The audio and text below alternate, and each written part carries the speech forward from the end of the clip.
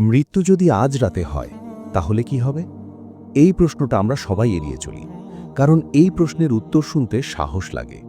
কিন্তু সত্য হল, মৃত্যু কোনো বয়স দেখে না, কোনো প্রস্তুতি দেখে না, কোনো অনুমতির অপেক্ষাও করে না। আজ রাতে ঘুমাতে যাওয়ার সময় আপনি কি নিশ্চিত আপনি আবার সকালে চোখ খুলবেন? এই ছবিটার দিকে একটু ভালো করে তাকান। একটা নিঃশব্দ রাত, চারপাশ অন্ধকার, বাতাসে কোনো শব্দ নেই, ঘরটা শান্ত, কিন্তু এই শান্তির ভেতর লুকিয়ে আছে সবচেয়ে ভয়ঙ্কর সত্য। এই রাতটাই হতে পারে জীবনের শেষ রাত। আজ রাতে যদি আপনার মৃত্যু হয় তাহলে কি হবে? চলুন বাস্তবতার ভেতরে ঢুকি। ধরুন আপনি বিছানায় শুয়ে আছেন, ফোনটা পাশে, আগামীকালের প্ল্যান মাথায়। কেউ ভাবেনি এই শ্বাসটাই শেষ শ্বাস হতে পারে। হঠাৎ করে আপনার বুকটা ভারী হয়ে এলো, নিঃশ্বাস নিতে কষ্ট হচ্ছে, গলা শুকিয়ে যাচ্ছে।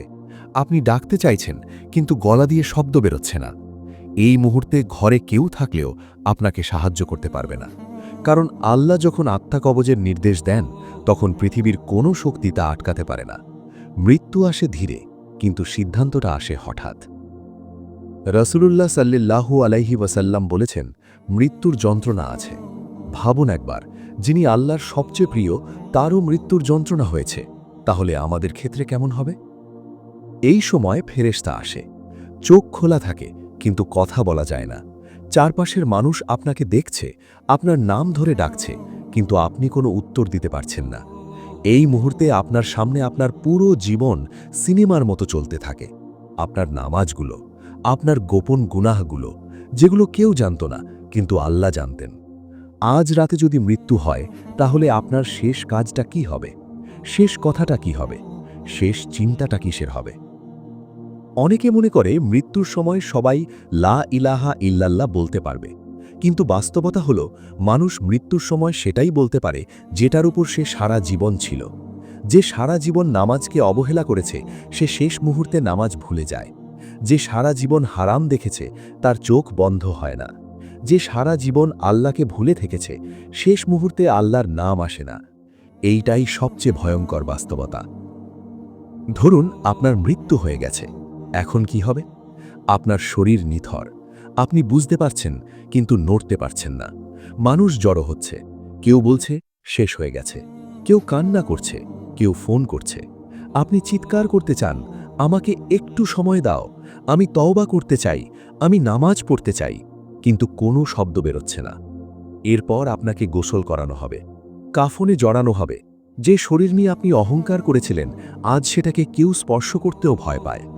এরপর আপনাকে কবরে নামানো হবে। এই কবরটা ছোট, অন্ধকার, নিঃশব্দ।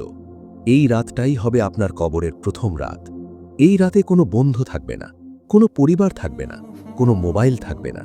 থাকবে শুধু আপনি আর আপনার আমল। এই সময় আসবে দুই ফেরেশতা, মুনকার আর নাকির। তারা প্রশ্ন করবে, তোমার রব কে? তোমার দিন কি? তোমার নবী কে? এই প্রশ্নগুলো সহজ শোনালেও উত্তর দেওয়া সহজ না যদি দুনিয়াতে প্রস্তুতি না থাকে।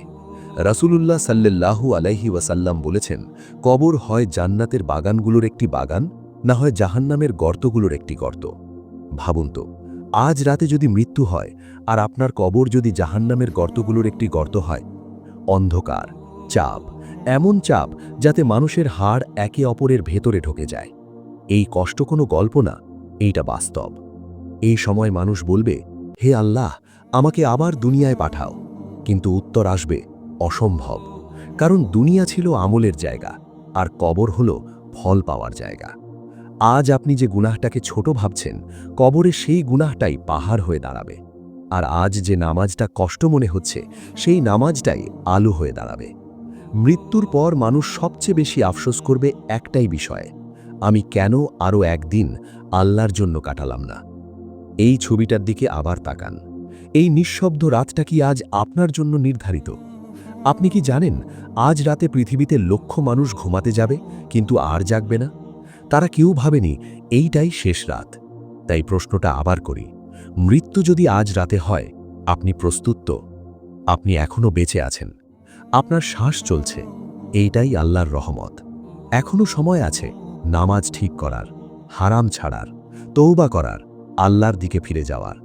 কারণ একবার যদি আজ রাতটাই শেষ রাত হয়, তখন এই কথাগুলো শোনার সুযোগও থাকবে না। আজকের মতো এখানেই শেষ করছি। এই ভিডিওটা যদি আপনার হৃদয়ে একটুও নাড়া দিয়ে থাকে, তাহলে আজ থেকেই নিজের জীবনটা বদলানোর সিদ্ধান্ত নিন। আল্লাহ আমাদের সবাইকে হিদায়েত দান করুন। আসসালামু আলাইকুম ওয়া রাহমাতুল্লাহি ওয়া বারাকাতুহু।